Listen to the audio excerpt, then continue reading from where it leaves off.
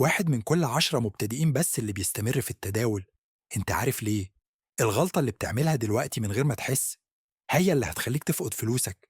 يلا نمنع الكارورة دي قبل ما تصيح. أهلا يا أصدقائي، لو انت جربت التداول قبل كده وخسرت أو حابب تبدأ بس خايف، الفيديو ده هيفتح عينيك على حاجات محدش هيقولك عنها. هنا هتعرف ازاي تدخل السوق بخطأ، مش بلا يا رب، سر بسيط بيخليك تربح حتى لو السوق نازل، وازاي تحمي فلوسك من الضياع من اليوم الأول. أغلبنا بيقع في الفخ ده، يدخل التداول زي اللي بيلعب اللعبة ببجيئة، يعني بيشتري أي حاجة تشوفها في التيك توك، ما بيفرقش معاه سعر الدخول أو الخروج، وإدارة المخاطر بيقول أنا هكسب ورا بعض، والنتيجة بيصحى لاقي فلوسه اتشالت. بس هقولك إزاي تتفاداها. التداول مش كازينو، ده سوق منتظم. تخيل إنك رايح تشتري تليفون من السوق، لو كل الناس عايزة تشتري نفس الموديل هيرتفع سعره زي البورصة. لو المحلات مليانة بالتليفونات ومفيش مشترين، السعر هينزل زي العرض والطلب. التداول هو قافل التوقيت، تشتري لما السعر واطي، تبيع لما يرتفع. أنواع الأسواق بدون تعقيد. الفوركس، تبادل العملات، مثال تشتري دولار بجنيه مصري، لو الجنيه نزل تبيع الدولار تربح. الأسهم، تشتري نصيب صغير في شركة زي ما تشتري حصة في محلك المفضل، لو الشركة نجحت حصتك تزيد قيمتها. الكريبتو، العملات الرقمية مثل البيتكوين، سريعة الحركة، ممكن تكسب أو تخسر فيها بسرعة، فخليك مركز. ثالثاً، الخطة السرية للربح اللي محدش يقولك عنها. هقولك على سر من أسرار المحترفين: خلي خسارتك أقل من مكسبك.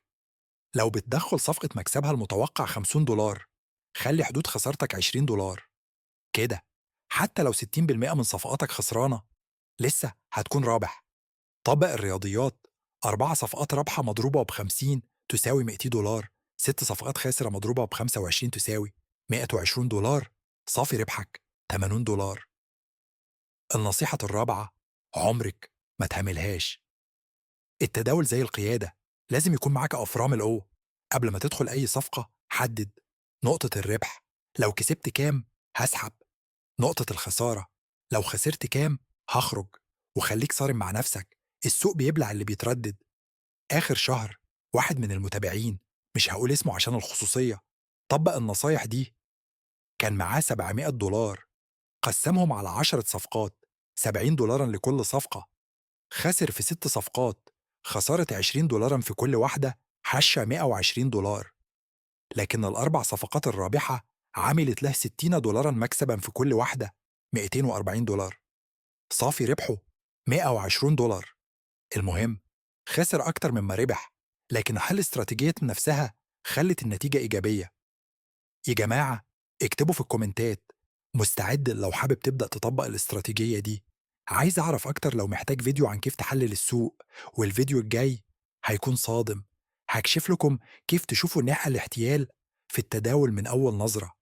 أول 100 واحد تكتب هتعلمت في الكومنتات هبعت لهم محتملة في مجاني اسمه خطوتك الأولى للتداول الآمن. الملف ده هيساعدك تبدأ من الصفر بدون خسائر، ومحدش هيوصلك غير لو كتبت الكلمة. وخلي بالك، الفرص بتعدي زي الريح، متضيعش وقتك.